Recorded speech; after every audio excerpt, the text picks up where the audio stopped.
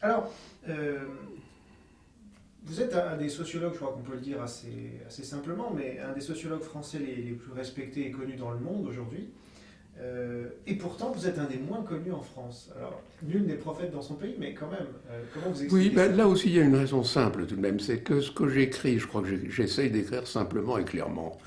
Mais ce que j'écris étant de caractère souvent réflexif et analytique, c'est pas le genre de texte qui attire spontanément l'attention de beaucoup de gens. Enfin, je veux dire, pour dire les choses autrement, il y a beaucoup de gens qui ne sont pas du tout attirés par ce genre de texte de nature réflexive et analytique. Il y a des gens qui aiment bien qu'on leur dise, on leur donne 3 phrases pour dire comment il faut penser la société française aujourd'hui, ce qu'il faut penser de la globalisation, ce qu'il faut penser de ceci ou de cela. En revanche, les textes distanciés, analytiques et réflexifs attirent spontanément moins les gens. Et je trouve que c'est parfaitement naturel. Enfin, donc ça, c'est la première cause. Deuxièmement, à partir du moment où on fait du réflexif et de l'analytique, on est obligé de mâcher un peu les choses, c'est-à-dire d'avoir des argumentations, même si elles sont exprimées de manière claire et limpide, c'est ce que j'essaie de faire, elles sont tout de même relativement compliquées. Il faut suivre.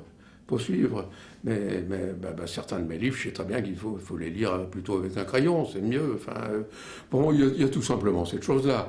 Et puis, alors, il y a la deuxième chose que nous avons dite et qui est plus générale qu'à propos de l'inégalité des chances, c'est que je me suis senti à contre-courant sur bien des sujets. Je me suis senti en contre-courant sur l'inégalité des chances. Je me suis senti à contre-courant aussi quand j'ai vu se développer une sociologie un peu rapide, disons, qui m'a semblé depuis toujours entrer en contradiction avec la leçon que nous avaient donnée les grands sociologues depuis Durkheim, Max Weber, jusque mes maîtres américains, Paul Lazarsfeld ou Robert Merton. Et j'ai l'impression que tous ces gens-là, c'était des gens qui étaient nourris d'esprit scientifique, d'esprit analytique. D'ailleurs, comme moi, si j'ose faire cette comparaison, c'est des gens qu'on ne lit plus beaucoup, qu'on n'enseigne plus beaucoup et même les très grands classiques, comme Weber et Durkheim, je suis frappé par le fait qu'ils sont enseignés. On n'impose jamais leur lecture. Enfin, dès que je les ai lus directement, crayon à la main, parce que Weber et Durkheim, il faut les lire crayon à la main, eh bien, on s'aperçoit que c'est une pensée difficile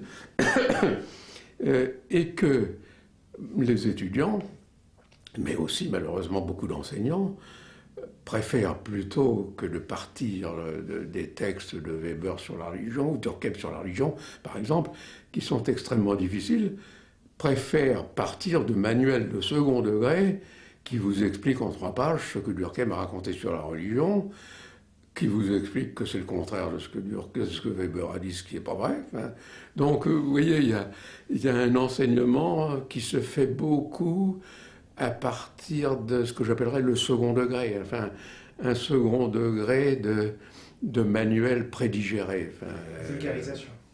Qui caricature, qui réduit les grands auteurs à quelques slogans. Si vous regardez, ça serait assez facile à montrer, mais Durkheim, c'est les faits sociaux sont les choses, point final. Weber, l'éthique protestante, point final. La rigueur, éthique de conviction, éthique de responsabilité, quelques mots, quelques phrases, quelques œuvres qu'on a rarement lues. Enfin, vous voyez, donc il y a des mécanismes de transmission qui se font mal. Et ça, c'est surtout vrai depuis quelques décennies. Ça n'a pas toujours été vrai. Moi, je me souviens que de l'époque où je préparais l'agrégation de philosophie, je me souviens des cours de Canguilhem, d'explication de texte. Oh, mais il fallait lire Leibniz, une page de Leibniz, et si on n'avait pas compris ce que Leibniz disait, on se faisait engueuler de manière épouvantable. Alors, ça a un petit peu disparu. Merci.